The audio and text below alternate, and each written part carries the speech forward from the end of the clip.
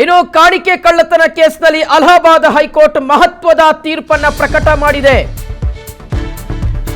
ರಾಮ ಜನ್ಮಭೂಮಿ trust ಸಭೆಗೆ ನೃಪೇಂದ್ರ ಮಿಶ್ರಾ ಅವರು ಆಗಮಿಸಿದ್ದಾರೆ. ನೃಪೇಂದ್ರ ಮಿಶ್ರಾ ಅವರು ರಾಮ ಜನ್ಮಭೂಮಿ ದೇವಾಲಯದ ನಿರ್ಮಾಣದ ಕಮಿಟಿಯಲ್ಲಿದ್ದರು, ಕನ್ಸ್ಟ್ರಕ್ಷನ್ ಕಮಿಟಿಯಲ್ಲಿ ಅವರಿದ್ರು. ಸೊ ಈಗ ನೃಪೇಂದ್ರ ಮಿಶ್ರಾ ಅವರು ಬಂದಿದ್ದಾರೆ.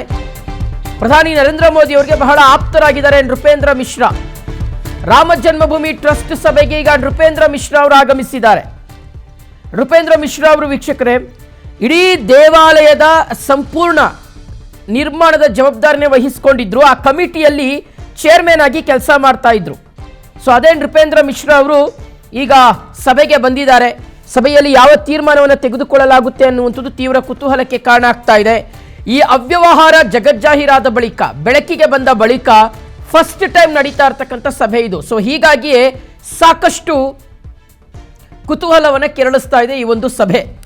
ಸೊ ಈ ಸಭೆಯಲ್ಲಿ ಕೂತ್ಕೊಂಡು ಚರ್ಚೆ ಮಾಡ್ತಾ ಇರ್ತಕ್ಕಂಥವರ ಮೇಲೆಯೇ ಒಂದಷ್ಟು ಅನುಮಾನಗಳಿರ್ತಕ್ಕಂಥ ಹಿನ್ನೆಲೆಯಲ್ಲಿ ಸಭೆಯಲ್ಲಿ ಯಾವ ತೀರ್ಮಾನ ತೆಗೆದುಕೊಳ್ಳಲಾಗುತ್ತೆ ಅನ್ನೋದು ಕುತೂಹಲಕ್ಕೆ ಕಾರಣ ಆಗ್ತಾ ಇದೆ. ಕೆಲವೇ ಕ್ಷಣಗಳಲ್ಲಿ ರಾಮ ಜನ್ಮಭೂಮಿ ಟ್ರಸ್ಟ್ ಮಹತ್ವದ ಸಭೆಯನ್ನ ನಡೆಸುತ್ತೆ. PNS ವಿಸ್ತಾರ ನ್ಯೂಸ್ನಲ್ಲಿ ಸಭೆಯ ಕ್ಷಣದ ಮಾಹಿತಿಯ ಅಪ್ಡೇಟ್ ಅನ್ನು ನಿಮ್ಮ ಮುಂದೆ ನಾವು ಇಡ್ತಾ ಹೋಗ್ತೀವಿ.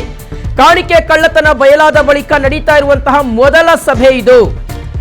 ಮೊದಲ ಸಭೆ ನಡೀತಾ ಇದೆ ವೀಕ್ಷಕರೇ. ಈ ಒಂದು ಅವ್ಯವಹಾರ ಜಗಜ್ಜಾಹೀರಾದ ಬಳಿಕ, ಆಮೇಲೆ ಈ ಆರೋಪ ಏನು ಹೊಸದೇನಲ್ಲ. 2020ರಿಂದಲೂ ಈ ಒಂದು ಆರೋಪ ಕೇಳ್ಕೊಂಡು ಬರ್ತಾನೆ ಇದ್ರು ದೇಶದ ಜನರು.